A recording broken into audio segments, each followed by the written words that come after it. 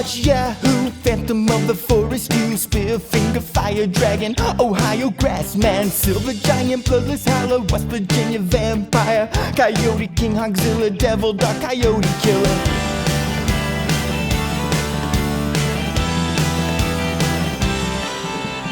Cave creature, Mothman, Smoke Wolf, a Lizard Demon, Ashman, Grafton Monster, Cow-killing Bastard, Shadow Creature, Dustman, Cherokee Devil, Cat, Wild Man, Great Fire Rape. What else do I have to say? Steal yourself some chicken wire, and I'll get some lumber. Catch the Thunder Brothers. Don't you dare get out of the golf cart. We can keep our big seats while we hunt the Bigfeet. Snarly Gasterote, Red Island Bear Beast, Silver Giant, Squalling Savage, Black Wolf was kind of average, Stone Giant, Raven Mocker, Midnight Whistler, Wampus Beast, Wawa Woman, Ohio Grassman again. Technically Huckleberry, Wolfman or Wolf County, need to find the X again if we hunt the Lightning Man. Webster's Werewolf, Daily Howl, Kentucky Hellhound, Little Girl, Headless Horror, I can't take it anymore.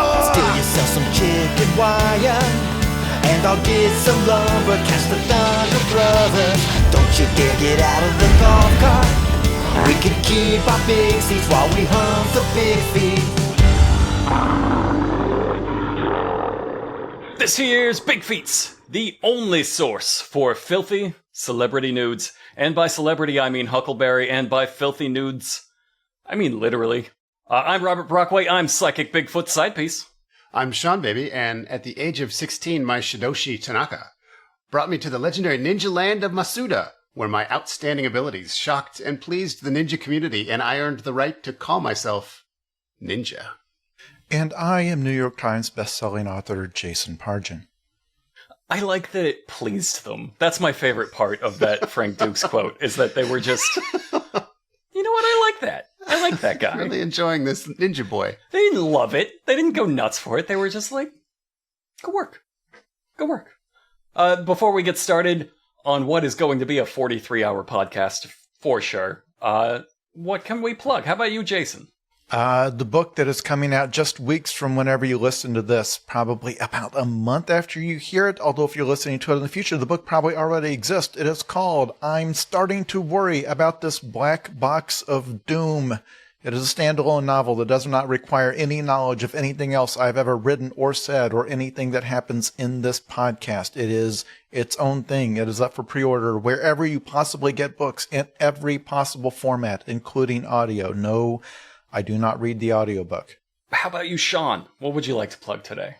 I would love to plug the hit comedy website 1-900hotdog.com. It's started by myself and you, if you recall, 4 years ago, Leap Day 2020. Now we have an all-star cast of writers doing daily jokes about cursed objects from the wrong dimension. Just like the golden age of the internet. People love it. I can't. Go to our Patreon, patreon.com/1900hotdog. 4 years. It's been 4 years. Crazy that this has outlasted like 96% of the publications that have ever been started online. I know. Just by making it, it's 4.5 years. They're coming up on 5. Yeah.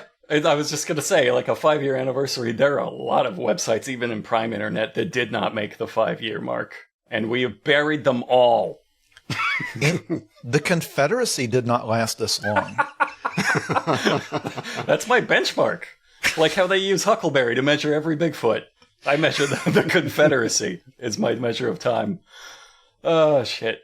I would like to plug Dogzone 9000. That's our other podcast where we find cursed media or just, honestly, whatever we fucking want to do. I have no idea. I think we're far enough ahead that we are ahead of the Dogzone. But the last one we recorded was about a movie called Bangkok Knockout, which was incredible. It was one of the greatest movies I have ever seen, and simultaneously the worst movie I have ever seen, hands down. I don't think it's technically a movie. It is definitely a mass obituary for Thai stuntmen. It was a lot of fun to talk about. Have you seen that movie, Jason? No. Oh, it's a movie written, performed, and envisioned by stunt people. And that's just the whole movie. It's just a reason to throw them off the top of roofs. One of the guys fights with a car. 3 of the guys fight with motorcycles. Like, that's their kung fu style. I'm in an armored car. There's a Jason Voorhees. He's got the mask, he's got an axe, and he's unkillable by human damage, and like it's every idea a stuntman's ever had, like filtered through what they have seen of movies, like back there while they're wounded, being carried away on a stretcher. They're like, I think I got the gist of this movie thing. It's so that was a blast. We recorded that with Rusty Shackles. It might be new to you. Go to listen to that. Go listen to the Dog Zone 9000. That's not what we're doing today. What we're doing today is a Mountain Monsters watch-along. Mountain Monsters is kind of a hillbilly reality show, only not really. We are increasingly losing reality as we go here, and it's wonderful. I can't wait for them to abandon it entirely, and they will. We're watching Trapper. We're watching Trapper. He is our leader. We're watching Huckleberry, who is Bigfoot security. We've got Buck, who is featuring prominently in what we're about to talk about. He's really coming into his own here. He's a caller, a husky ninja, often Bigfoot bait, as we will find out. Jeff is our hillbilly research scientist. Willie is the actual trapper, and Wild Bill is a fucking lunatic. God bless him. We are watching Mountain Monsters Season 2, Episode 7, Bigfoot of Ashe County. There's a second colon to this one. Ames Under Attack. That's right, it's the first of a 2-part episode, and it's incredible. I can't wait to get into it. Important context that is not going to be clear because the upload of this show to the streaming world is a total mess. This originally was the first part of a 2-part season finale for season 3. So this episode and the next one, they're hunting the same creature in 2 different episodes. These actually aired in April of 2015. The next episode was not until January of 2016, 8 months later. Now, on streaming, this is just dumped in the middle of what they're calling Season 2. But that's important because this was a 2-part season finale spectacular, which is going to become very clear very fast. God, can you imagine? Like, there's kids today that were born before we discovered psychic Bigfoot. Like, yeah, because this is... For further context, this is the first episode we did on the Dog Zone. We watched, this was our entryway into it, and what an incredible point. I will argue there is no better entry point than this. We stabbed at it at random and hit right as it fucking really jumps off. Like, what happened before this was fun, it was crazy, and then this episode... Now having the context of having watched all of it, because we watched it the first time, no context.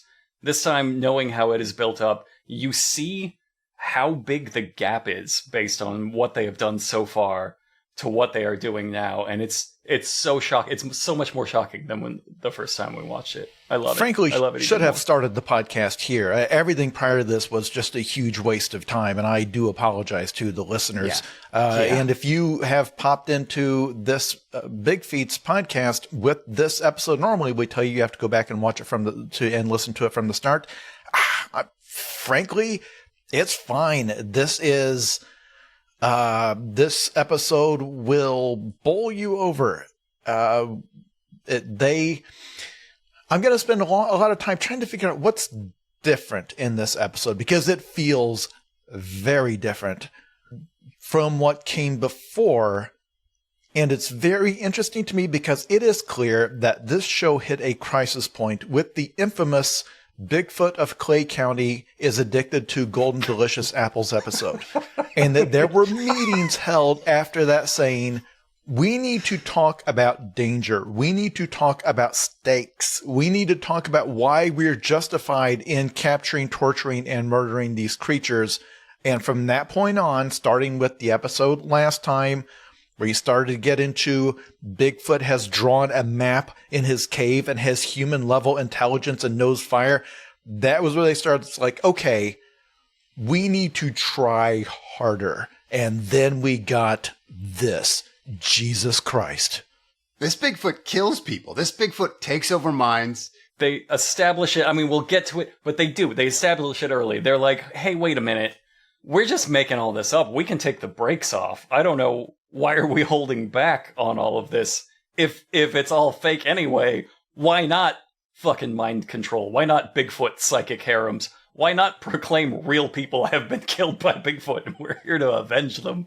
It's it's like they just really realized the potential of make-believe in general for the first time. Like, we could just say whatever, and then somebody else is like, no, surely we can't.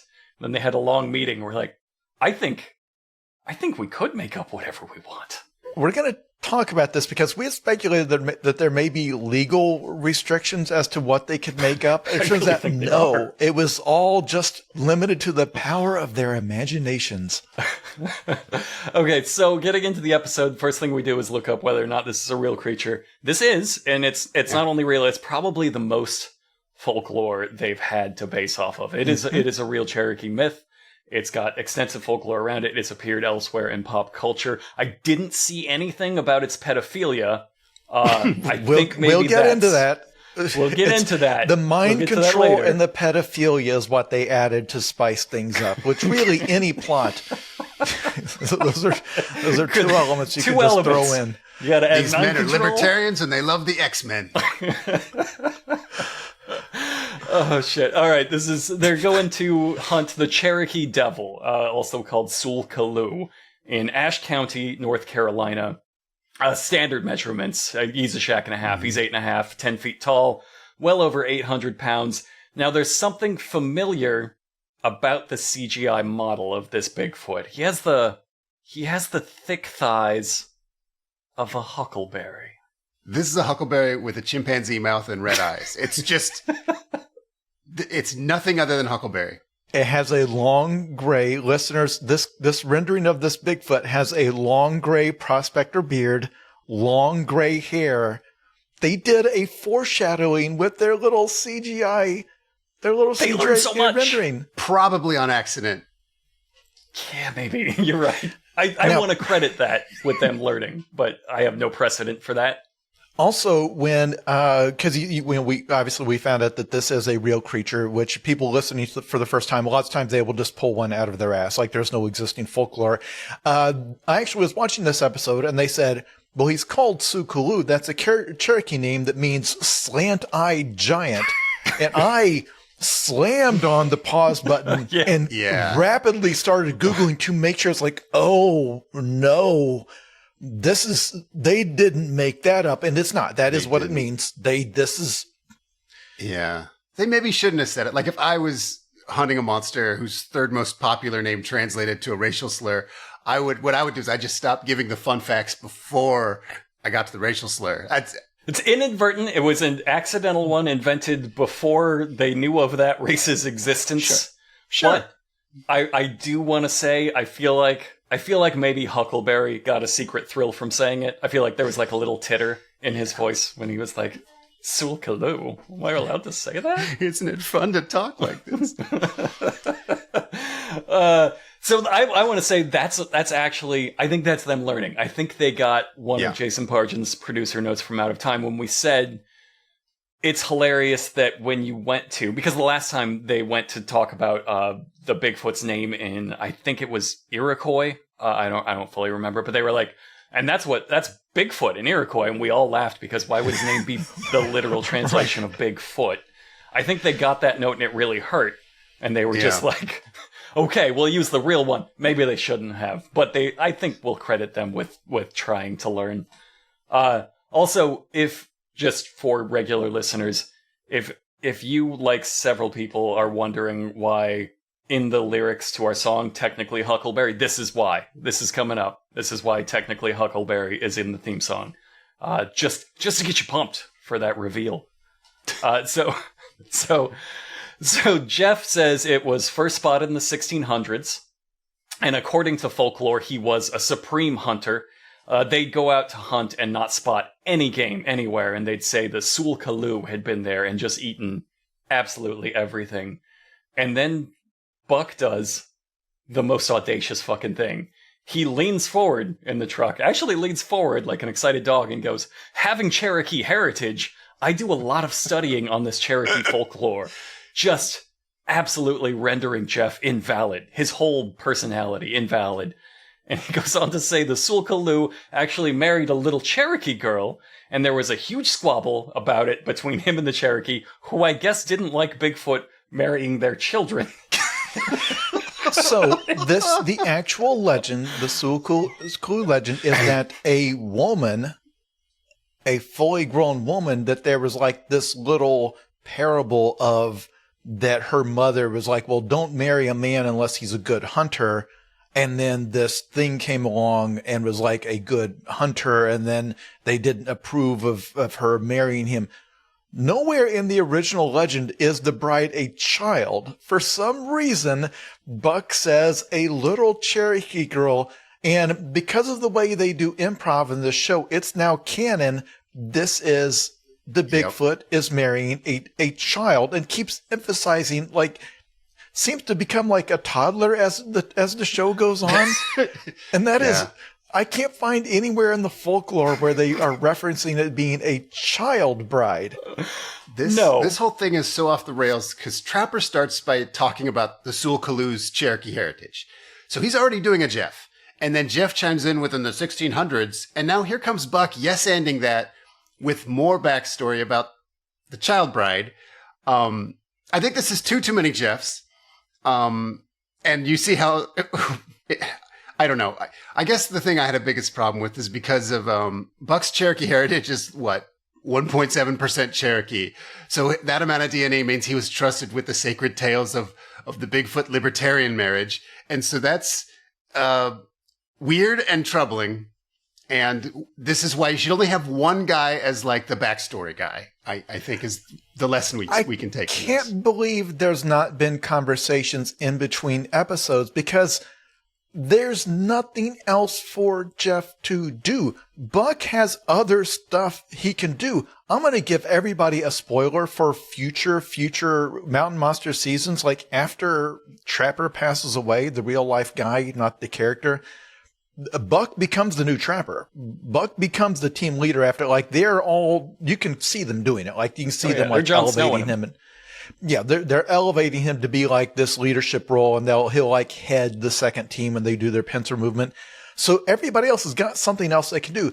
Jeff was supposed to be the library research exposition guy, and they have completely... He will like insert in a little factoid or something, but it's often the least relevant fact.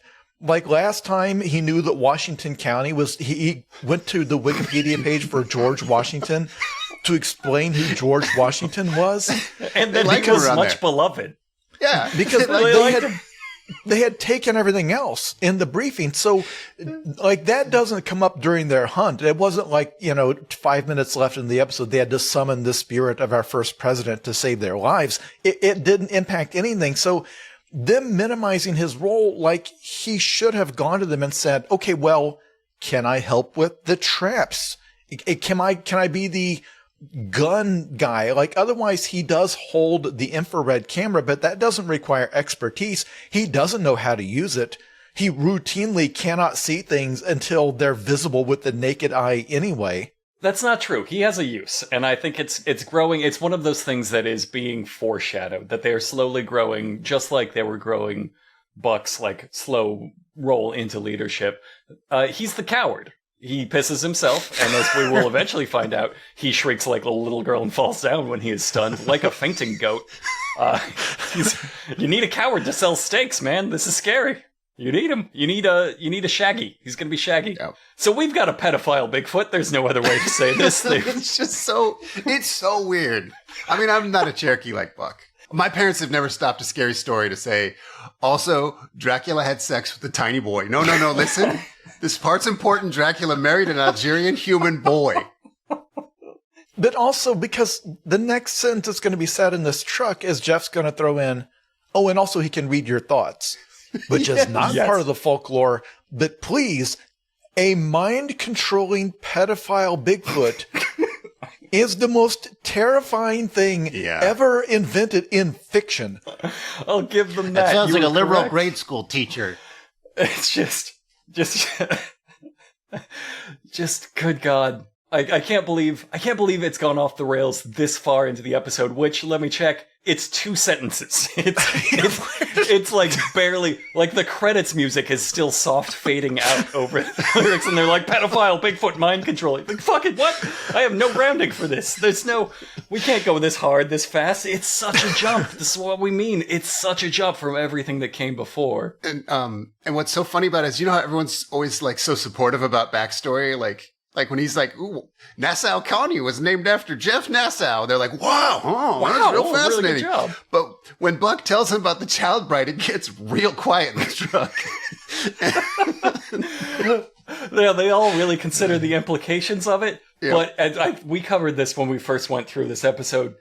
He really forces the improv here.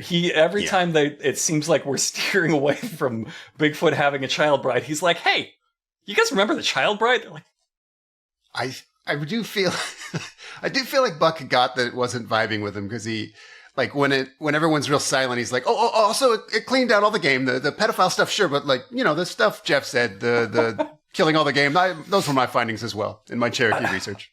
I can't believe Jeff, you know, he had that in his pocket and he was so upstaged by the pedophile thing. He's like, and it has mind control powers, and Trapper is just like, we're still on the pedophile thing, Jeff. Let's hold on. We got to deal with this one first. Now, to be generous, I think Buck maybe. No, he didn't mean that. He could have meant like, oh, it's like she's like small. She's like a little woman or something. But for sure, as this episode goes on, it becomes very clear that they took that and ran with it, and she is now a child. Like, yeah, this is and has been for several hundred years. Yes. Is she immortal? Is she a ghost? It is never entirely clear. Now, Buck says this one's famous. He's a famous Bigfoot pedophile. He's a celebrity. He's on cartoons. That's what it is. He's on cartoons. He's in video games. This is often used, not the mind control pedophile stuff, but he is often used in folklore and in pop culture. And Huckleberry turns to him and agrees with him. And because, one of our Bigfeets fans, one of our fans, is actually keeping track, a running tally of how many jokes we make where we imply the Ames crew is fucking each other, and I'm leading by a lot. That's the end of the scene. Nothing else happens. I'll take this one. That's not the end of the scene. Huckleberry claims that Jeff has a Sulkaloo tattoo on his ass, and Trapper yes-ands that by saying, when'd you see Jeff's ass? So then Huckleberry says they're roommates, and I wrote the quote down. He says, him doing yoga ain't bad, but damn it, he does it in the nude. So then they yes-and this to a full pregnancy, because Jeff is like, the other night I did my standing crane. He had to go to the bathroom and throw up. So...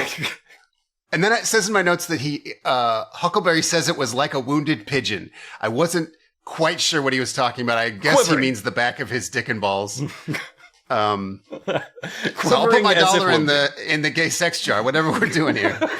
I'm not going to not let that get described. Okay. Thank you for taking that hit for me. Let's even this tally out this episode. I'm not taking any more hits. And there's a lot of fucking hits coming here.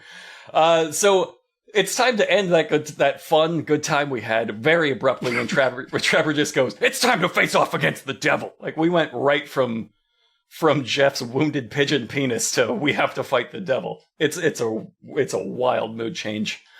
We're going to meet the first witness, and somebody really has to teach the boys or the cinematographer, the editor, something about like narrative follow through, because if you scream let's face off against the devil and then you cut to a woman like standing lost in the woods, either she's facing off against the devil or she is the devil. Like, you said this is what I'm going to do, so that has to be what you're doing. I put in my notes that I bet Jason loved this reveal of the witness. For one thing, I will never, ever tire of the person just standing in the middle of a field to meet with the team. That's funnier to me. This is episode 27. It's funnier to me every time I see it. And there's the next episode is one even funnier than that. But also, they're going to struggle a little bit maintaining the right tone in this episode. We'll get to it, where they will alternate between weeping tragedy and then like some sort of slapstick goofy thing. But here, one of very few female witnesses. This is Liz. And they've thrown a camo hat on her, but otherwise it's a woman they know, I guess. She's a furniture maker. Liz the furniture maker. She made... I'm going to say the obvious. I don't think you should meet with 4 strange men deep in the unmarked woods. That's where she lives. What do you want her to do? Okay. And she lives her whole life there. She was just looking around at the trees, just, oh, nature. Oh, it's... They're specifically not horny, too. Like, they get out and the first thing Trapper says is, like, I don't even wear my long underwear. But he says it in a way where he's like, we're talking about underwear now. And then Buck says he usually don't wear any underwear, and then leers at her. And they've just met this woman. Yeah. Right? Yeah, in you the should fiction run. of the show, they don't know her. And these are the first words out of their mouth. There's 4 very large men meeting her in the middle of nowhere. And they do this long bit because Buck then decides that, oh, this is really killing. Let's keep it going. And then does things like, well, I was hoping that after this is over, I could convince everybody to go down to the beach. And Huckleberry brought his Speedo. When he wears that, it looks like he's hiding a squirrel down there. Let's talk more about his cock. 2 big hickory nuts. And then Huckleberry laughs so hard that he falls down. And this woman is textbook just game. Huckleberry's a good wingman. The 1/4 of this scenario went viral as a meme for how dangerous this is. You met 4 of the memes at once at the same time, and they're all talking about their cocks. Just this lady, she's got an excuse because she is still freshly Bigfoot brain damaged. So she doesn't. Her instincts are suppressed. She explains she came down in the afternoon and got to this very spot. She points at a tree. She says, "I saw the shadow of the Bigfoot, Sulkaloo. And he was staring through her with his eyes. And then 4 hours later and 7 miles away, she came to walking on the interstate. And that's Bigfoot hypnosis." Dun, dun, Okay. dun. Now, let's circle back to the fact that this is a woman who says she was rendered unconscious by an entity that we have already established, according to legend, is at the very least a heterosexual male that married a child. And here's a woman who was mind controlled of it and lost 4 hours of her time.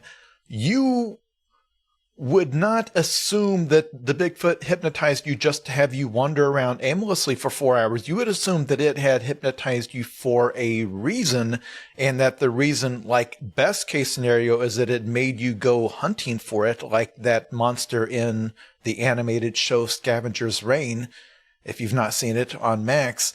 That's the best possible thing that could happen, because That's based on this episode of Mountain Monsters. I've read some Bigfoot fanfic out there. There's actually a lot of it on Wattpad, places like that. And when a woman encounters a Bigfoot in the woods when she's camping, usually it goes to a certain place that you've already anticipated by the tags on the story that it's told you, like, this has non-consensual Bigfoot pedophilia. Sure. That's a familiar tag. So this is a traumatized woman, and in retrospect, maybe shouldn't have opened the conversation talking about Huckleberry's giant hairy cock. Yeah. Yeah. I think that's maybe a little inappropriate. After she gets done telling her very touching, very like moving story of this terrible thing that has happened to her, Jeff nods and says, "Little mind control going on there." That was going to be my quote of the episode. That little mind control going on there. My goodness. What else are we talking about? What kind of underpants you wear, Liz? And of course, nobody there speculates that maybe she had a seizure or a fever, or lots of things can cause you to lose your memory, or asking her if she had maybe ingested something or ate some mushrooms she found, or maybe any other symptoms. Did you go to the doctor? See if maybe you have a mass in your brain, you know? I was thinking pregnant, but yeah, that too. I do love how of the 4 men that investigate, there's no Scully. Like, there's no skeptic at all. They did a little nod to it guess. in the truck where Trapper, when they mentioned mind control, Trapper says, well, that sounds like yeah. folklore to me. You know, You're the right. pedophilia stuff, obviously that's true. And the fact that this thing is 500 years old and, you know, and all that. But Hogzilla. Remember, Buck was the one who said, Hogzilla does not have small, crude, usable hands. He does. They're very random about what they choose because, again, remember, this is not the first mind-controlling creature they've run into. I don't even think it's the second. There was the Mothman, and I thought at least one more, where when you at the side of its eyes, it would render you, it would make you collapse or whatever. All right. But also, remember the rendering of the creature. I wish when Huckleberry walked up, if she had just pointed at him like, God, that would have been so good. If nothing else, because it's the same shape. Like, if nothing else, it should remind you of the thing that has happened. Or maybe, you know, we could just all dive tackle Huckleberry right there, and that could be their twist. So that there's been a Bigfoot amongst us all along. Mind controlling. Hold on. No, this makes perfect sense. He's the yardstick by which they measure all big feet. They're always like, put your foot in there. Wow, it's the same size as a Bigfoot foot. You're almost as big as a Bigfoot. and they're like asking her, what, now describe him to us. And Huckleberry's like hiding he got like his hat pulled down over his face. Like, No, come listen to this, Huckleberry. No, I'm good. So based on all we really know, based on Liz's story, is that the psychic stuff is true. That she's been mind controlled. That's for sure now. Pedophilia, never in doubt. Psychic stuff has been confirmed. And that this happened at 3:30 in the afternoon. So it's time to cut to our night investigation. That's literally the last thing. They're just like, all right, well, you saw in the afternoon. You got to come back here and do our night investigation. I would have loved to see her face just going like, excuse me. Are you leaving? do it Is that now. what you're doing? You're all out here. This is the spot. It was right here. It happened right here. Just walk over there. Like, what are you doing? You've got all your stuff, right? Like, what? Let's get this big guy to stand by there and see if the same... Oh my god. They do find a Bigfoot dome instantly, of course. A honeysuckle dome, they said. It's perfect Bigfoot bed. It's right on Liz's farm. I don't know how she missed it. When they mention the creature, Trapper says he can read our thoughts. Supposedly he can leap from mountain to mountain. Yes. Yeah. When did that come up? I watched this twice. I don't remember anybody saying that. No. And it's not going to be relevant. In fact, it renders their trap kind of ridiculous. And I do wonder, again, if he just improvised it and there's just no such thing as cutting lines from the show. They literally mention it in context of the trap. They're like, he jumps from holler to holler, so we need to build a bridge. Like, almost in direct contradiction to the jumping ability. Can we not skip over Bigfoot's adorable honeysuckle dome? Like, that is the friendliest place you could... There are hummingbirds that live there, surely. He's surrounded by bumblebees and butterflies at all times. Like, God, when we first watched this, I had no choice but to roll with like, yeah, Bigfoot must live in a honeysuckle dome. I don't fucking know. We didn't know anything. Now we've watched every goddamn episode of this show to get here. No, this is out of... No, Bigfoot does not live in a honeysuckle dome. What the fuck are you talking about? It's they're incredible. going to do that thing where they're going to like poke their head into this tiny little... Again, this creature's 8 foot tall, 800 pounds. It's... has a lot of secrets. They're going to be like... They'll hear like a rustling. It's like, I think he went out the other side. As if, again, they're hunting a rabbit or a squirrel. Right. An 800-pound thing cannot just like slip out the back of this little... And maybe the listeners are picturing a much, much bigger dome. When we say honeysuckle dome, it's just some leaves that's like shorter it's about than the size person. of a Bigfoot. Like, he could go in there and stand perfectly. It's like putting Huckleberry in a honeysuckle dome. My God. Wait a minute. It's like putting Huckleberry in a closet or something. Like, he fills the space. If he runs away, the dome is running away with him. Like, you're gonna watch that thing run away like a ghillie suit. I just love that they found it so fast, even for them. They're like, huh, well, look at here. And just immediately he's scampering away like, tee-hee, you found me. He's gonna grant you a wish or something. And all right, so somebody's gotta follow him. Buck looks at Huckleberry and says, "You want me to go up this hog's back?" And no, I'm not saying the rest of that. I'm not taking that hit. I gotta watch my words. So Buck climbs up the hill, and you know there's big drama coming when we make Buck climb something. It can never be for nothing, the sacrifice he had made.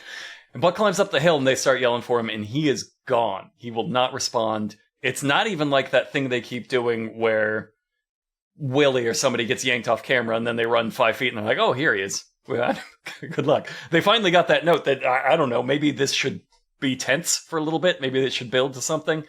And in their panic, Huckleberry genuinely trips over a large branch and eats shit onto his face. Like this, it looked like with the shell in the chamber.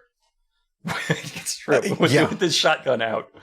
He has cocked it. We've seen him do it. Because he's like, let's go get this devil. That should be how he dies. That should just cut from that right to the dates in which he was born and died. And like some Sarah McLachlan music. Like 6 Feet Under style. just gone. It's a title card. Like, yep, that was it. I just love, we've said it before, but like genuinely, they are in so much danger just being out in the woods at night. Like they're 60-year-old men, they're out of shape, they don't know how to be in the woods. He's hurt himself really bad, like right, just pretending to chase Buck. And now they did get the note that there should be stakes and you should like let it simmer, but I think they overdid it. Because when they find Buck in his Blair Witch trance, they're like, what the hell's wrong with him? And they do that bit for like 8 or 9 tries. It's, you dumb fucks, it's a Bigfoot trance. That's the only thing we've been talking about. I know somebody on the crew watched Blair Witch for the first time. Like, oh yeah, you can see the rest of this, not only the rest of this episode, again, I don't want to get too far ahead, but the rest of the series will now be inspired by Blair Witch. Like, we start pulling from that. They did not know about that before this episode, though. They just found that out. Now they're like, oh my god, we could do a Blair Witch. So Buck is Blair Witching thanks to Bigfoot hypnosis. Thanks to Witchfoot hypnosis in over here. A little building with lights, with electric lights. Let's be clear. I mean, we'll find out more about it later, but as somebody that grew up pretty rural, I know both of you did at times too. This is a pervert's whack shack out in the woods. For sure. That's 100%. This is where you find your woods pornography. There's no doubt as to what this could be used for. I definitely think Buck found some pornography. I wanted to point out how bad the plan was, because they did send Buck off ahead. And I don't know what the idea was. I guess that way if something happens, it will only kill Buck. And then a Bigfoot mind attack happened, and it only got Buck, so success. But I don't understand what a better scenario could have been. No, I don't know. Like if this had gone right, what was. He's gonna chase it. Buck's the one that's gonna. I mean, I guess it's not Huckleberry. We've proven that, but still, we're running short. We're running short on chasers out here. Buck says, I don't know why this cracks me up. Buck says he told me not to move. Like, just with kind of a little smile. The idea of Bigfoot telling you something, and then you're just like, I should listen. He's really big. And they say, who? And he says, him. And then he yells, he's telling me to come out. And then he runs out of the shack and into the distance over the horizon. And it is the funniest thing I've seen in my entire life. So generous. He runs 8 feet into the woods before falling of natural causes. Yeah, I had 4 in my notes. He barely clears the threshold of that door before he's stumbling. Running's a strong word, too. He kind of flails a bit. It's a weird way to interpret if Bigfoot says come out and you go, and just eat shit on your face. It's a weird way to execute that order. Bigfoot would be like, whoa. I didn't mean like that, like right now. It's fine. You can slow it. You can slow it down. I didn't mean come out as a clown. I do agree that it's probably... No, I think it's certainly the fastest and for the longest distance we've ever seen Buck move on camera. Oh, yeah. So there was stakes. Like, oh shit, this is real. He ran 8 feet before giving up. And I think Jeff tries to take the Huckleberry stinger. Huckleberry always shoots for that one-liner he's gonna get. Jeff pauses and says, there's evil in these woods right here. These goddamn woods. After the spinning clown flail, this is the face of evil. This is the face of the devil. So they all have to pile onto Buck to keep him from escaping under Bigfoot's influence. I guess running to Bigfoot. I'm not sure what he's doing. what the plan was here. I just love that canonically, Buck is now the weakest mind of the Ames crew. Because he's been the first to, I don't remember who got hypnotized in the third one, but I know he was the first to get hypnotized in Mothman. So Mothman took over his brain, nobody else's brain. It was just Buck. They were like, Buck, you're coming with Mothman. He's like, okay. And then he encounters the psychic pedophile Bigfoot, and he's like, he told me not to move. I can't move. Like, he's the one falling for the Bigfoot Jedi mind tricks regardless. And I just like that we've established there's a weak link to the team, and it's Buck. He really is going through something, though, because after they hold him down, he's like, there's something out here. And he just starts to weep and puke. Yeah. Yeah. Now, again, for the second time, even in universe, they probably should have said, we're going to take you to the hospital in case this is you having a hallucination due to a fever or high blood pressure or the million other things, because the nausea and the disorientation and the lightheadedness, like your hallucination could be one of your symptoms that's also making you throw up right now, and then if the doctors check them over and say, no, this is Bigfoot poisoning, right? Then we can proceed. But even in the fiction of the show, it feels like they should have gotten him checked out. Classic Bigfoot poisoning. We see it all the time. It's either food poisoning or Bigfoot poisoning. It's no mystery. They do take him home for a nap, which, it's close. That's close to the hospital. It's hard to imagine losing any harder than this. They lasted, 4 minutes against this guy? They sent one guy off on his own. He lost some sort of a psychic battle as hard as you could lose. I want to remind you, we do have another Bigfoot victim here who lasted 4 hours with apparently no ill effects. Liz tanked 4 hours of this Bigfoot damage and ran 7 miles under his Bigfoot influence. And it was like, I just woke up on the end, didn't mention a single other symptom. Buck's like, if you're throwing up, I think it's from running up the hill. I think. Buck seriously has 0 in every stat. It's incredible. It's incredible they gave him 0 in psychic resistance. Right. Least you could give the guy. I mean, Jesus Christ. I mean, he at least has like a 2 or a 3 in like urine retention, whereas Jeff has a 0 for sure. He might have a -10 in exposition. Like, he made up a pedophile Cherokee bride. Yeah, he's testing. That's another thing. As we watch more of these, I really get like he has been testing the limits of how much he can do and how much he can push the improv. This is the first time I've seen it go really catastrophically wrong, where they're like, fucking now we're stuck. We got to talk to Buck about reining this shit in, because now we're stuck doing 2 hours, doing our season finale 2 hours about a Bigfoot pedophile. Buck, I think we need to rein it in a little bit.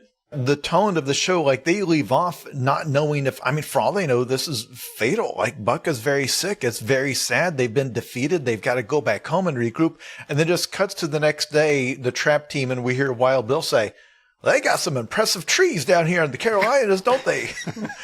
Like, total whiplash on this episode is insane. Like, they're just hooting and hollering and have a good time. We're going right off of, like, extreme tragedy and danger.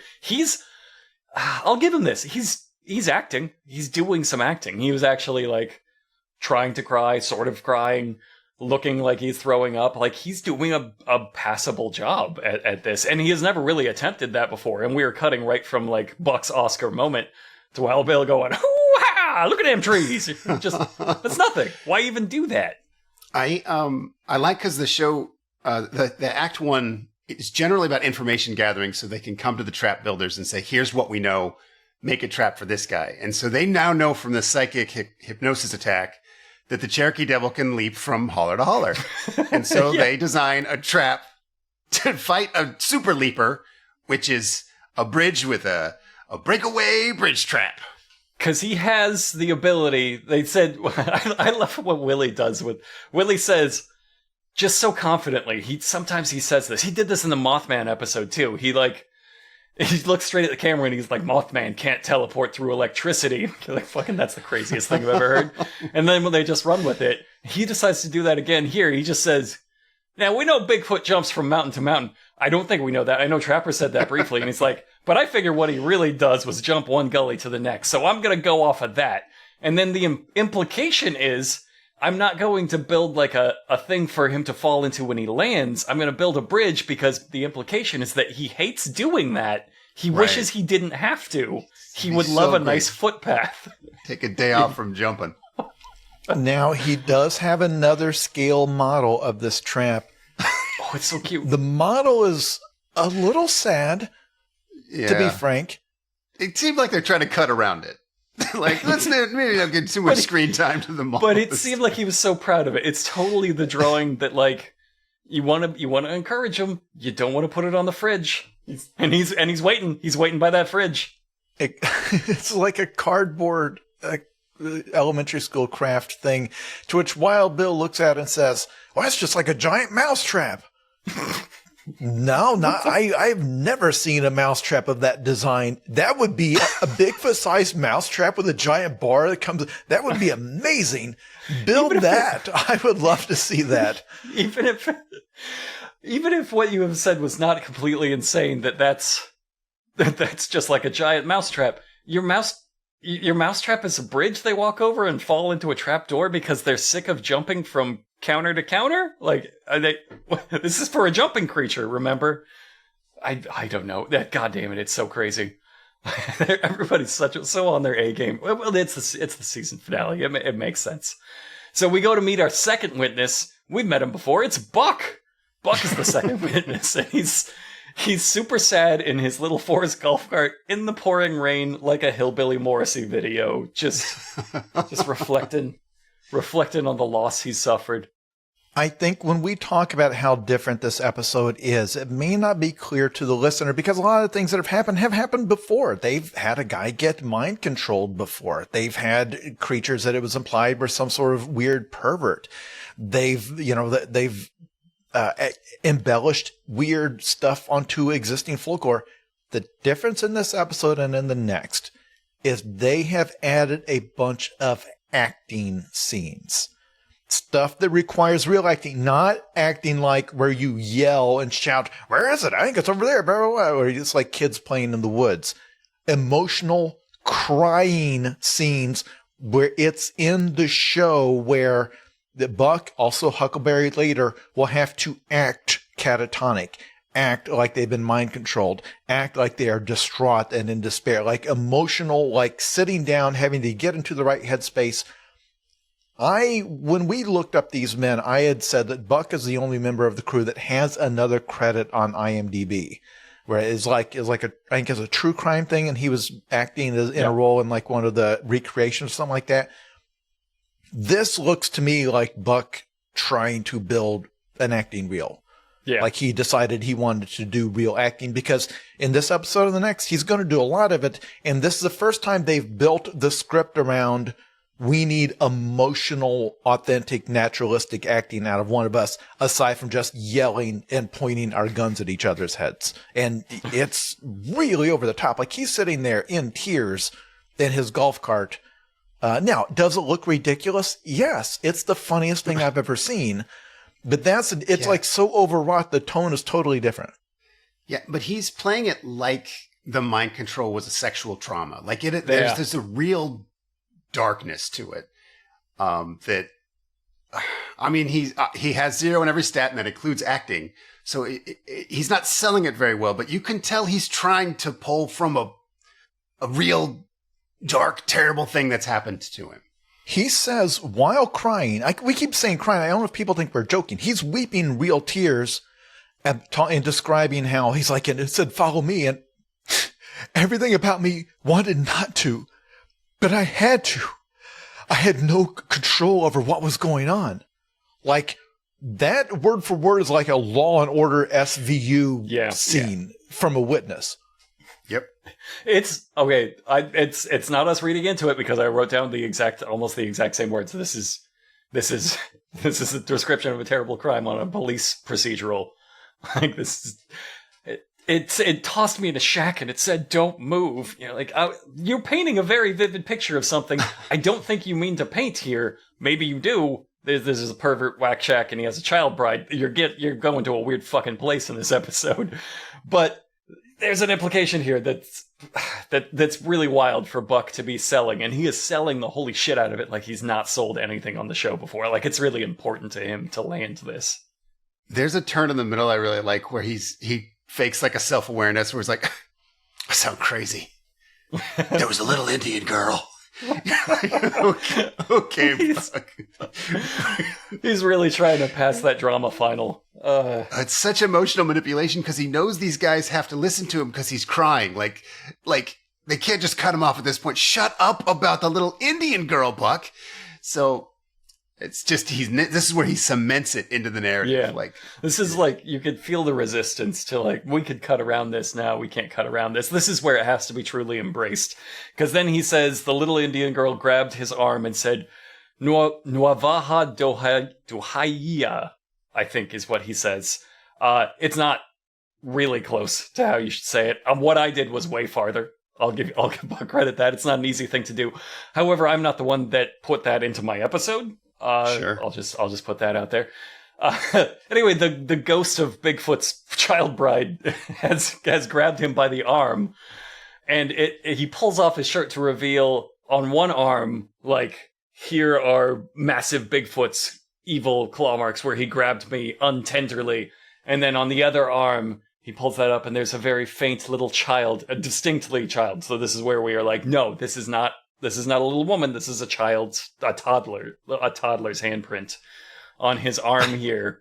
And she was trying to guide him away very, very gently. And he says, he looked up the word she said, and it's Cherokee for peace. But like, yeah. Like I imagine you've probably looked up like something in native languages, like indigenous languages. It's generally not as simple as mashing the syllables you heard a ghost whisper to you, like during a Bigfoot mind control attack. So if you hear a ghost say "ni waho yiwata," and you go, oh, let me Google that, you're not going to get any. There's like a lot of V's in that if you look it up in the actual Cherokee. Like you can't just spell what that sounds like. So it sort of betrays how he actually came up with this story. I'm suspicious that he might have looked up the word peace in English to Cherokee dictionary and then read the rather than a English ghost translation. tell it to him during a mind control attack. That's just my theory. Well, but fortunately, it's not going to get any stupider than this when it comes to the usage of the language and how it factors into the plot. This is they'll quickly move on because they surely will. We'll see how silly this was. But what I like about this is, and of course now he's motivated to attack the Cherokee Devil, and they conclude that the Bigfoot has used his mind powers to like steer people away from something. Buck, who is extremely ill, says, all right, he's going back to bed. Why did they make him come out there? Why didn't they go to, because they're canonically staying in a hotel. Like when they travel, like they're in North Carolina, they're not home. So they canonically, they joke about it. Like, let's go back to the hotel and get nude. So they could, if he's the why didn't they just go talk to him at the Motel 6 or whatever? Why did you make him put on his outfit and drive in the golf cart out into the rain and meet into the middle of a field Look and like a make sad him R&B act as video. a witness? And then it's to him cry and tell you how his brain has just been, you know, it feels so violated. It's awful. It's like, all right, you guys go try to find him. Is going to drive his golf cart back to the hotel so we can lay down and maybe die. I just like that he vows like, no, I'm on this hunt. I'm out for closure, which again implies something I don't think he wants. And then he's like, all right, I'm going to go sleep. Like, all right, you just vowed revenge. So, I mean, maybe stick around for a little bit. Vengeance nap. But no, he's going to take the day off. He'll come back later. Revenge will wait. Revenge can wait a little bit. So we come back to the trap shack. Willie and Wild Bill are looking for the perfect hopping spot for their psychic pedophile hopping Bigfoot. When they spot a trail, which is the perfect place to build a snare that will surely kill somebody probably.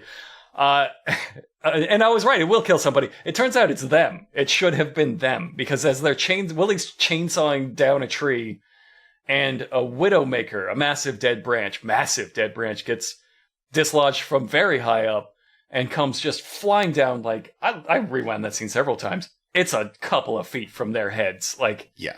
they call those Widowmakers for a reason. Like, that's a real thing. You will die from that. They do not have hard hats on.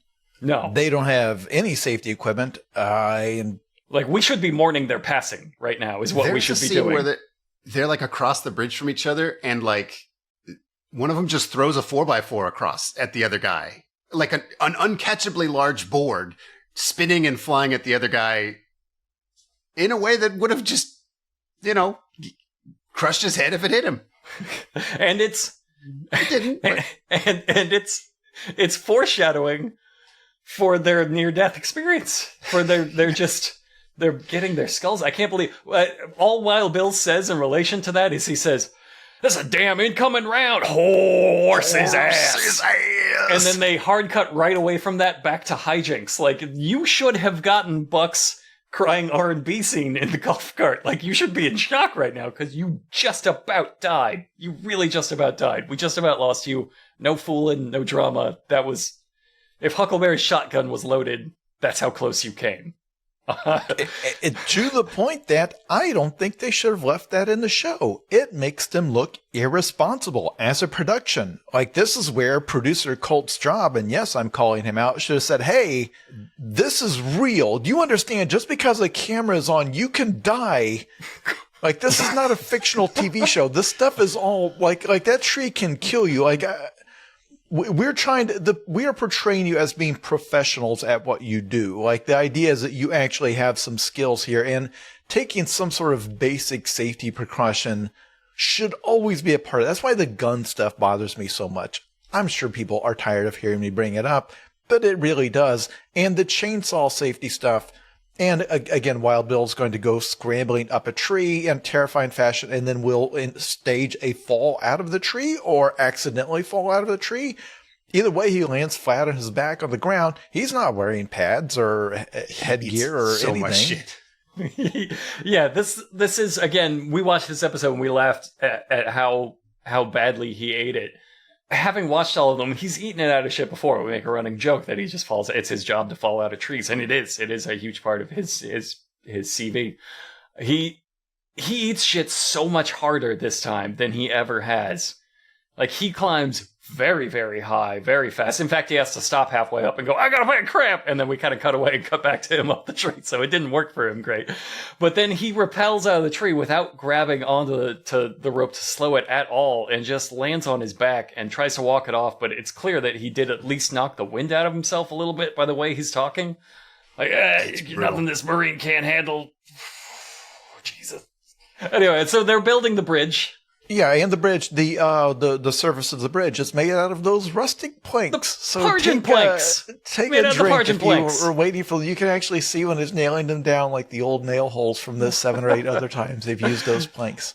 I just love that we have to say, "Take a drink, we got planks!" Oh, shit. Then people playing at home are like, "Oh, planks! Oh, shit, I'm gonna get too drunk.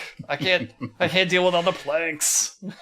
So, they're gonna build this hopping bridge for a tired Bigfoot who just doesn't want to jump anymore. So we're back to do our day investigation, which is kind of our new thing that we do instead of a second witness. Trapper, Hunter, and Jeff are back searching for Bigfoot's illegal pornography or whatever he's hiding in that shack. Jeff thinks Bigfoot planted Buck there the other night as like a hillbilly honeypot to lure them away from what he was really hiding, which was somewhere else. I love this so much. It's so good. What they firmly and undeniably say right here, see this shack? This is the decoy. This is not important. This shack here will never come up again. This shack was just to distract us from the real shit, which is over here, just a nameless point in the woods, 12 feet away. He could have picked 359 different directions. What if it's... I think he's keeping us from something there. They're like... From something 12 feet away, just in the middle of the trees. Like, you could see it from there. If he was keeping you from something, you didn't have to walk over to that spot. You could see it from where you are. Huckleberry's going to start not feeling right, and then he's going to fall down and go rolling down a hill, which is our 4th major flaw in this episode. Two of them from Huckleberry. At the start of this episode, the sizzle reel was just a series of them falling down over and over again. We didn't mention it, but it is great. It's like, Huckleberry, he's rolling down the hill. It's just, You said you thought this whole 2-episode series was like Buck wants to build an acting reel. I think Huckleberry wanted to build a stunt reel. Yeah, I think this was his Jackie Chan reel. He's like, because we lean heavy on the Huck stunts. There's a lot of a real overweight, real old man taking bad falls that he should not. I think what bugged me about this scene is Huckleberry's like, I don't feel right. And nobody considers it might be a Bigfoot psychic attack. Like, it just doesn't enter anyone's head that, oh, well, yeah, that's what we're dealing with. I don't know. It's frustrating for me because, like, it just happened to Buck. There's no reason to think it wouldn't happen to each of them. Also, if it is, what could they do anyway? I mean, I guess they just keep visiting this shed until everyone's hospitalized from hypnosis, hangover, and ghost grabs. I just don't get what we're doing. Sometimes in a movie, you can tell that a stunt is coming up because you'll notice if there's the henchman's wearing like a suit, if they bend their arm, you'll detect the elbow pad in there. If you look real close in an action movie, sometimes you'll see their knee pads if they walk. It's like, oh, this is about to be a fight. They're going to throw this guy downstairs, something like that. You do not see that on the Mountain Monsters crew. No. Huckleberry went and flung himself down a hill. There's no, you can pause that all you want. They did not gear him up with some stuff to protect some protection. It's just him raw dogging it right down that hill on top of those branches, rocks, whatever's down there. Every fall is like that. I can prove the one he does later. There are no pads. Okay, we're going to get to that. You can tell what kind of episode it is because we keep wanting to skip ahead. It's called foreshadowing. I learned it from Mountain Monsters. I learned it from this episode, this narrative technique. So Jeff goes to try to wake him up, and Huckleberry attacks him, screaming. Again, acting. He is doing an acting thing because he wants in on this. It's like, well, if this is a real honest-to-God fictional TV show, then I can do, I'm freaking Huckleberry.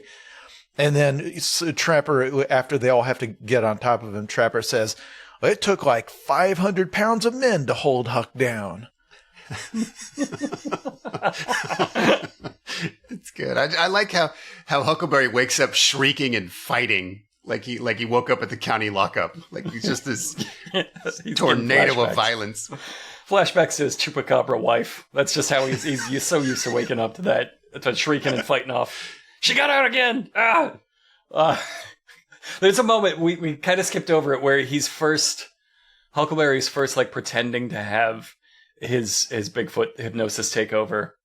And very unconcerned, Trapper looks to Jeff and says, Jeff, you get between him and me. You just, in case he attacks, you need to get in between there. Which seems very callous. And then Jeff, moves over like he's going to do it. And then I think so Trapper can't hear Jeff gently tells Huckleberry, you go ahead and you get in between us.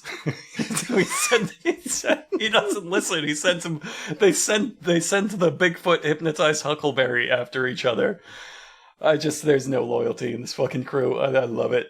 If the listeners are wondering at what point they're going to connect, wait a second, this thing can mind control any of us at any time. Maybe we shouldn't all have shotguns. Because it could mind control one of you into blowing holes into the rest of us. That's never even going to be discussed is this a concern? Maybe we should leave them at least uncocked so one of us has some warning. No. Yeah, or something. Because again, Huckleberry attacked him when they tried to wake him up. He in a rage. So if he had his shotgun locked and loaded, what would have been stopping him from just blowing Jeff's head across the forest? This should have been the last episode about monsters. This should have been just them all dropping one by one. Anyway, Huckleberry comes out of it. Well, not fully comes out of his trance, but comes out enough to speak, and he points real creepily, and he says, he points over there, and they find a cigar store totem pole. And That's not fair, what you just said right there. Okay, we want to talk about this. I remember when we did this episode originally as part of the Dog Zone, we discussed where did this totem pole come from? Because it's taller than they are. Because when Huckleberry has it later, it's maybe about 8 feet tall. It's a pole that is 14 inches in diameter. I believe at least one of them in the past had said he worked as a lineman. It looks like a piece of utility pole. And then the design carved into it, I've paused and looked at it. They drew a design on it with pencil, and then they used a router, like a square bit router, 1/4-inch bit, and just drew in some faces. Because last time we had speculated, did they buy this thing? I have looked around for totem poles to purchase. You can't buy one this crappy. Okay. So I was No being matter unfair in how- the other direction. I was giving it too much credit. No matter Yeah, how absolutely. little you spend, they always have like the winged part, something. They're a little bit more three-dimensional. They've got more shape to them. They're never just, no one is so shameless that they would try to sell a totem pole that looks like this. And also, can I point out, the Cherokee did not use totem poles. Amazing. To which Jeff very robotically reads off, "Oh my god, a totem pole that describes everything going on in these woods. I've seen this before. This definitely leads back to Cherokee legend."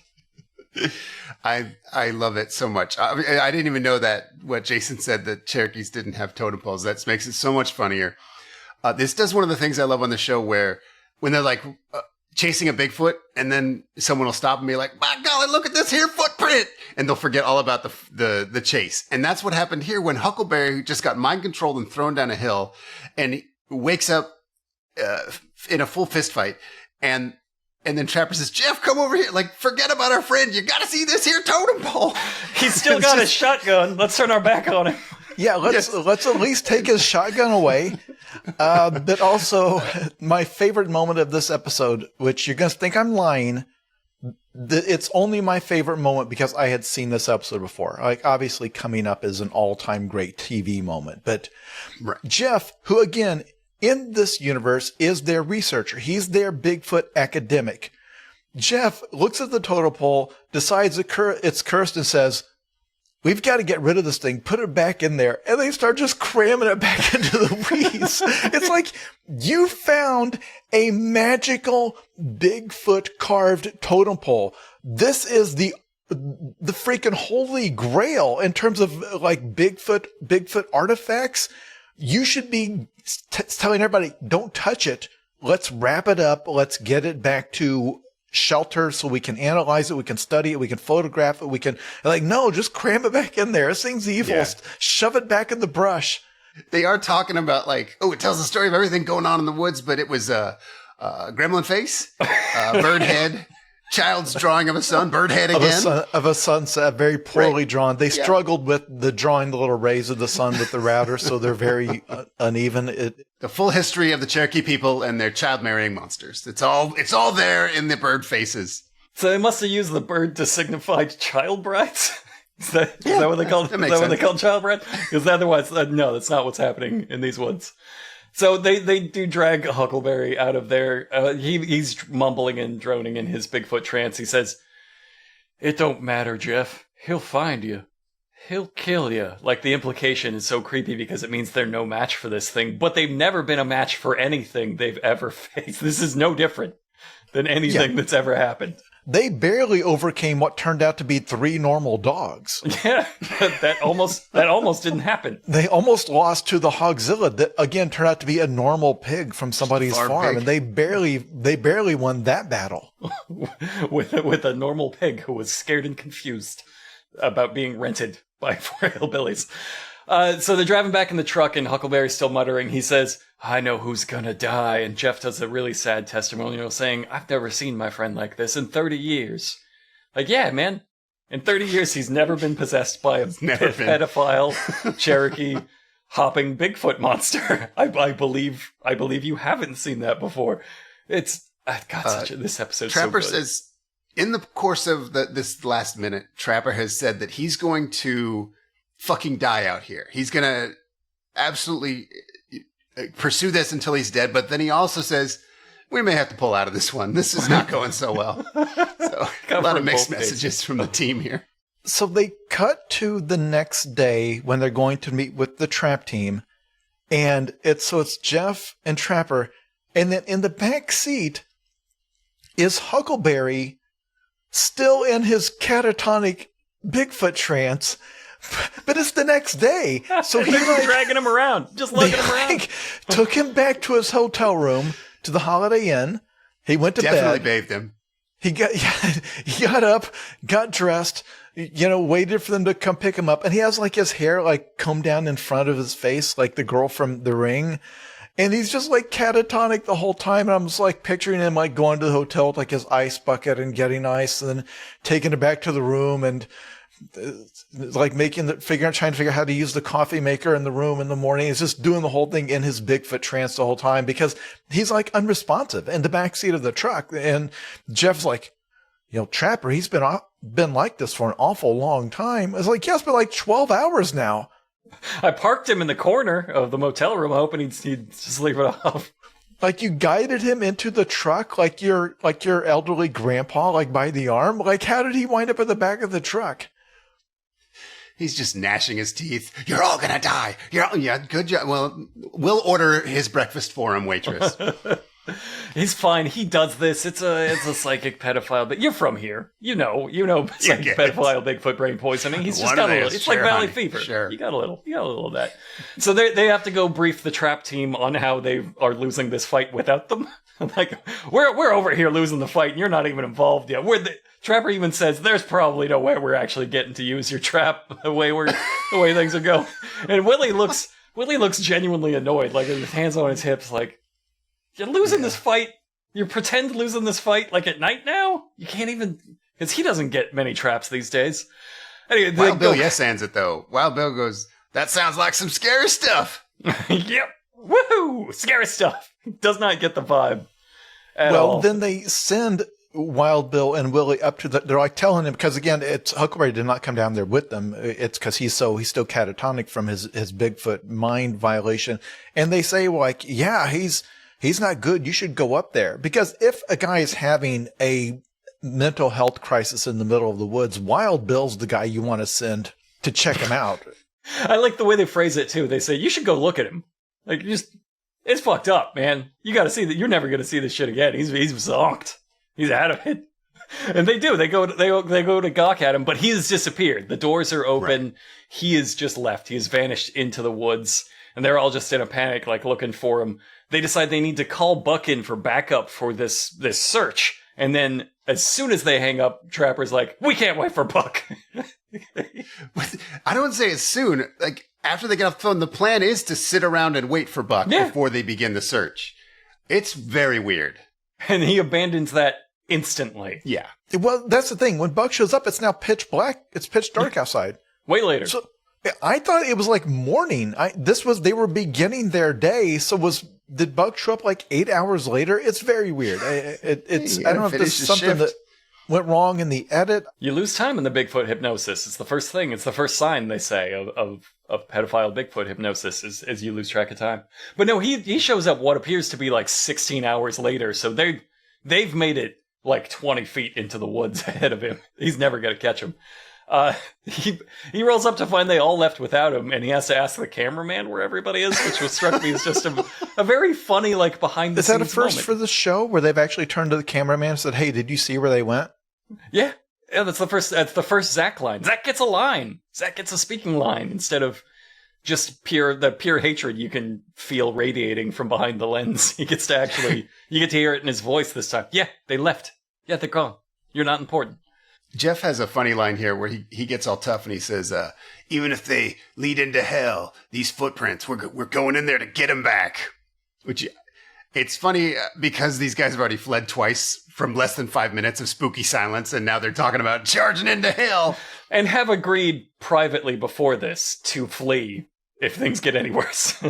I like that canonically in the show, Huckleberry is like catatonic and now missing. So immediately Jeff is like, well, guess what? I'm the new Huckleberry. I've got the trailer line, which they did not put in the sizzle reel at the start, but he has if we have to march into hell to get him back, we will. Like, nah, that's not you. That's not you, Jeff. You're not Huck. He's going to try binging some shit next. He's going to try them one-liners. He's got to find his place. He's like a kid entering junior high. Walter Hell in 1784.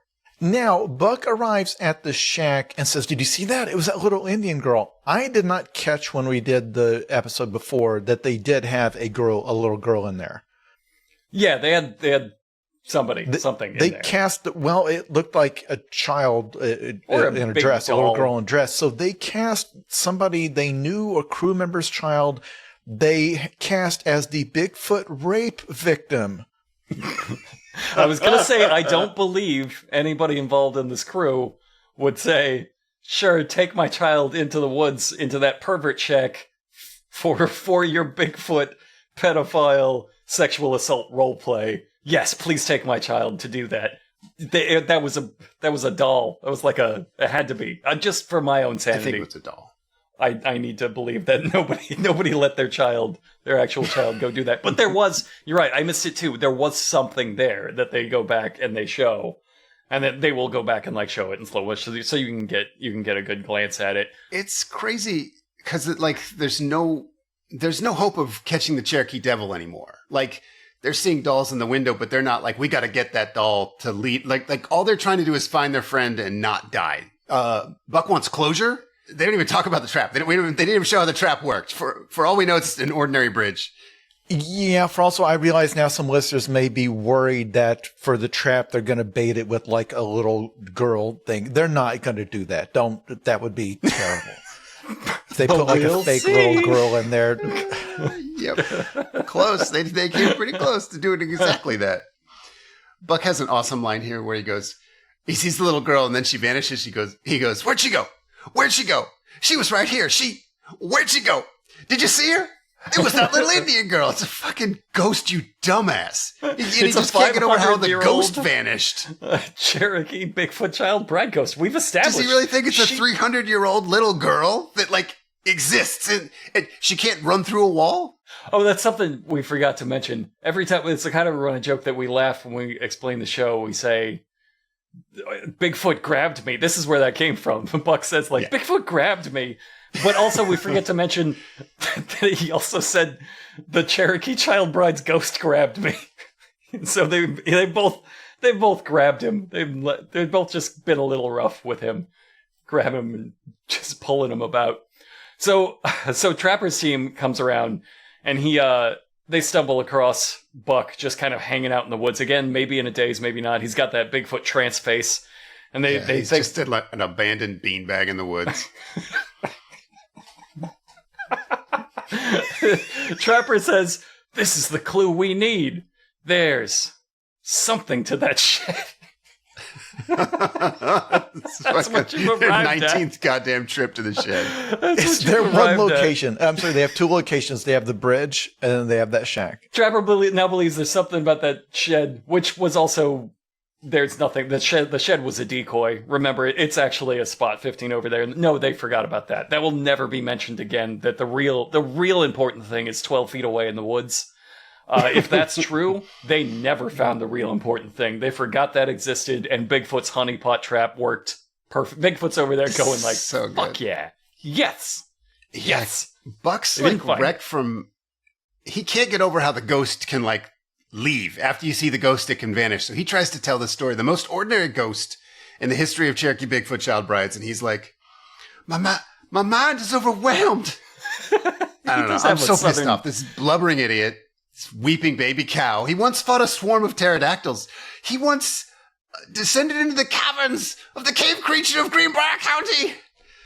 Now he's like, guys, I didn't know ancient spirits could vanish, man. It's got me really fucked up. I didn't know He's been injured far worse by meaner Bigfeet than this. He got hospitalized by a Bigfoot door. He's not had to seek medical care yet. This is not up there in terms of the amount of damage he's taken from Bigfeet or from testing traps. I don't think he was allowed in that cave. Just been thinking about it. I think they had to leave him behind. I thought he posed. I thought they had him on thermal. There's that figure that looked exactly like Buck that they had pretended was the cave monster. They had him play the part of the cave monster, I believe. But we're okay. We've got to move on to what's about to happen here because everybody's waiting for this. Okay, so they regroup and they go searching for Huckleberry, and they decide he must be at the Cherokee exposition pole where they carve their exposition in. Only it's gone.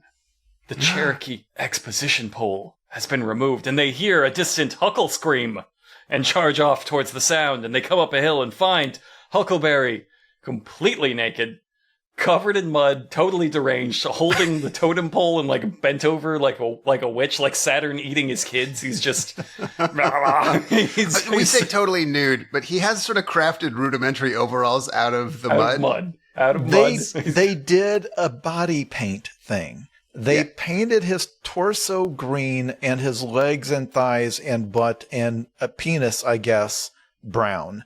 They did like Wounded a pigeon. weird, it's body paint. Because canonically in the story, they said it's the way Trapper, I'll just use his exact words. Huckleberry standing up there, buck-ass naked, covered in mud, holding that damn totem pole. But he's not covered in mud. They've painted on like shorts and a halter top or something. Yeah, they painted a little outfit. Pause wrestling it. unit Pause tires, it and look at it. It's almost... They had a good time painting Huckleberry's nude body, and I know they that... That's a dollar. that nobody broke during the scene is legitimately impressive to me. Because if we had shot this, if they had brought us to do like a guest appearance on, and then this was the plot, we would not keep straight faces while shooting that scene. I'm sorry. I know we are not the professional performers that they are, but they did not break down, that they did not have to do 75 takes before everybody could do it with a straight face is remarkable, and they deserve all the credit for that. Imagine if they did it like Nicolas Cage's makeup and long legs, where they made a big deal of not showing them ahead of time, and then you would, okay, now you're gonna see Huckleberry for the first time, and that's the take we got of this. Just them fucking cracking the shit. You would lose your shit so hard. I would love to see that. I think this is my favorite scene in Mountain Monsters, and we have to rewind to explain why. Because we come up over this hill and get this totally deranged Huckleberry in his little mud waders, his little mud lederhosen, all bent over like a weird old witch, completely naked, holding this crude totem pole, and they're all standing at him from across this sort of brief clearing. And they actually give it, God, you have to watch it to really get the timing. They actually give it a comedic beat. One moment of dead silence, and then Trapper just goes, "Get him." They all fucking run at him. Goddamn, lost my mind. Tackle him into the pond. They fucking, like it's they Lord of the Rings charge Huckleberry and dive tackle him naked into a pond. Yeah, and it washes the body paint off, and now they are just thrashing around a fully nude Huckleberry. Now, I don't know, in a professional TV or film shoot, they have a little sock they tie around your dong. Yeah, the cock sock. I don't know if this production had that, or if when they were tackling him, like repeatedly, they're just having his hogs slapping their hands and everything as they're wrestling around with this. I don't think Huckleberry would have done it if he couldn't have free hogged it, as they say. Colt Straub's a pro. He's like, Huckleberry, fuck this sock. And action. And then, because the water brings him out of it, and the famous line, "Are you Huckleberry now?" He says, "I'm a wet Huckleberry." So they've established that cold water cures the Bigfoot's mind control. He then does an interview to camera, fully nude. He's not covered. He's just standing there, fully naked, talking about, he's explaining what's happening. They're going to cut back to the rest of the team and start doing their wrap up stuff. And then they're going to cut back to him again to do a second fully nude interview to camera. They've not given him his overalls back. He's just standing there, just explaining what happened to him and just fully nude. Which also means that nobody thought to use cold water or water of any kind on him when he was in his trance that whole time at the hotel. They brought him, it's been 24 hours and nobody thought to like shower him or splash some water on his face. Just never occurred to him. You've Bigfoot, you've discovered their weakness. They will never think to use water. So now they go through just a rapid fire. They all have to get the line in. Buck says, "Oh, we may be leaving tonight. We'll come back." And Huckleberry says, "We're coming back, guys." And Trapper says, "We're going home. We're going to lick our wounds.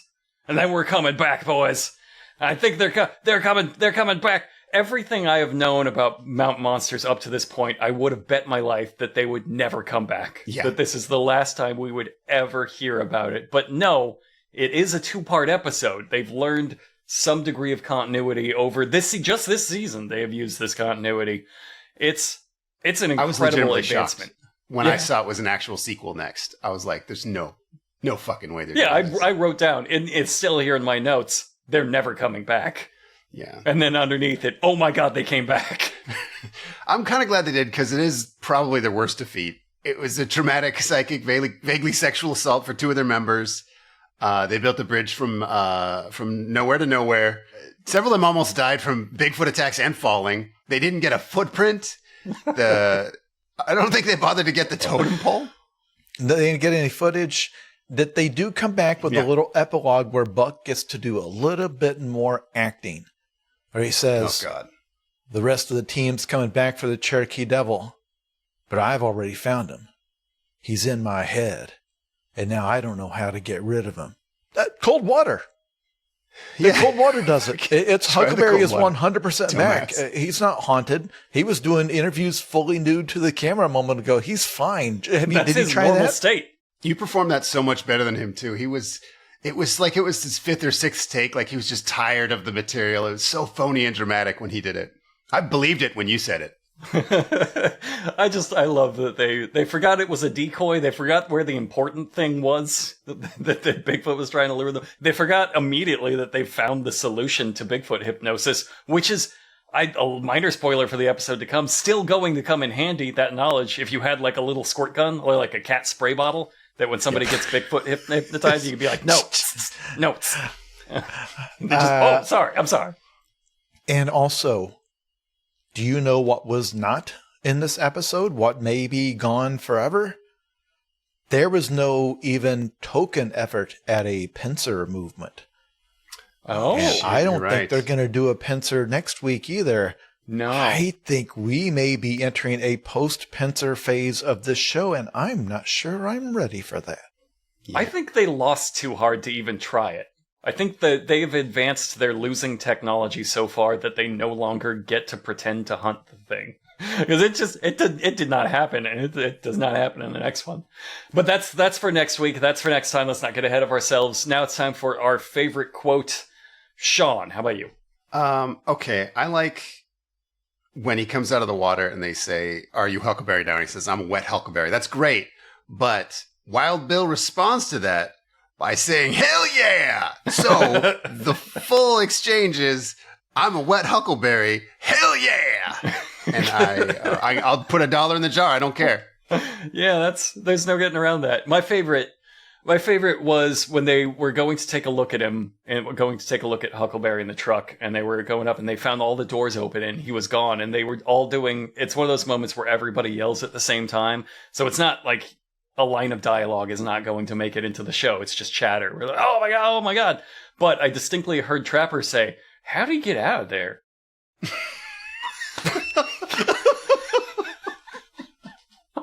Like he's got Huckle-proof locks inside his truck. How do you get out? All right, Jason, what's yours?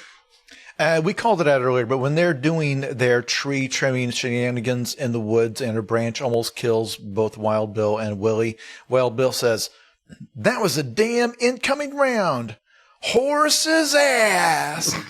And I like it because he says ass exactly the way the ass-to-ass guy says it in Requiem for a Dream. I just love to think that because that branch came down in 2 parts, that could well have been his last words. They would have had to have inscribed that on his tombstone. Horse's ass! Now, finally, before we cut out to the ending theme, a lot of listeners saying, hold on. They said 3 or 4 times that the Bigfoot, when it possessed Huckleberry, predicted that one of them was going to die. Trapper said it to the trap team. He says, one of us is going to die. So you're probably disappointed that in this episode, they didn't tackle like that one of them has been marked for death. And that's the thing. It's like, which specific member of the team has been marked for death by the Bigfoot? Will they resolve that next week? We'll see.